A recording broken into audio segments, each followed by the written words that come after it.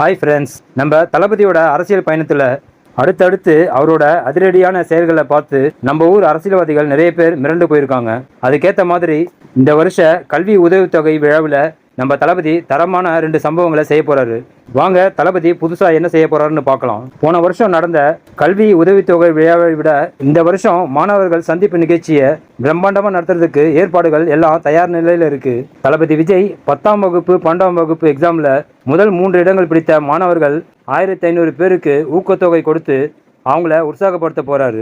இந்த வருஷம் நடக்க போற விழாவில் 2 புது திட்டங்களை தளபதி செயல்படுத்த போறாரு. இந்த நிகழ்ச்சியில கலந்துக்க போற 1500 மாணவ மாணவிகள்ல ஏழ்மை நிலையில இருக்கிற மாணவ மாணவிகளோட மேற்படிப்பு செலவை நம்ம தளபதி ஏத்துக்க போறாரு. உதாரணமா +2ல நல்ல மார்க் எடுத்து குடும்பத்தோட ஏழ்மை நிலை காரணமா அவனால காலேஜ்ல சேர முடியாம கஷ்டப்படுவாங்க. அந்த மாதிரி மேற்படிப்பு படிக்க முடியாத ஏழை மாணவ மாணவிகளோட காலேஜ் ஃபீஸை கட்ட போறாரு தளபதி விஜய். 2வது திட்டமா இந்த வருஷத்துல திருநங்கை மாணவ மாணவிகளுக்கும் தளபதி அவங்களோட படிப்புக்காக உதவி செய்ய போறாரு. இந்த 2 நல்ல திட்டங்களை தான் இந்த வருஷ கல்வி உதவித்தொகை விழாவில் செயல்படுத்த போறாரு. ஏற்கனவே தளபதி அரசியலில் இறங்கினதுல நிறைய அரசியல் கட்சிகளுக்கு வயிற்றுல புளிய கரைச்சிட்டு இருக்கு. ஏன்னா பல்வேறு கட்சிகளிலிருந்து தமிழக வெற்றி கழகத்தில் நிறைய பேர் வந்து சேர ஆரம்பிச்சிருக்காங்க. சமீபத்தில் நாகை மாவட்டத்தில் திமுக கட்சி சேர்ந்த 500 பேருக்கு மேற்பட்டவங்க நம்ம தளபதியோட தமிழக வெற்றி கழகத்தில் ஜாயின் பண்ணியிருக்காங்க.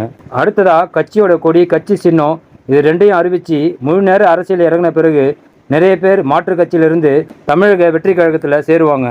அதனாலேயே தளபதியை பார்த்து நிறைய கட்சிகள் மிரண்டு போயிருக்கு. அடுத்து நடிகரும் அரசியல்வாதியுமான கருணாஸ் நம்ம தளபதியோட அரசியல் பயணத்தை பற்றி சொல்லும்போது 100 கோடிக்கு மேலே வருமானத்தை விட்டு மக்களுக்கு சேவை செய்யறதுக்காக தளபதி அரசியலுக்கு வராரு. இது நிச்சயமா வரவேற்க வேண்டிய விஷயம்னு சொல்லியிருக்காரு. 100 கோடி ரூபாய் சம்பளம் வாங்குற ஒரு நடிகர் இன்னைக்கு எனக்கு அந்த பணம்லாம் வேண்டாம், எனக்கு மக்களுக்கு நான் சேவை செய்யணும்னு நினைக்கிறாருங்கிறதே பெரிய விஷயம் தான்.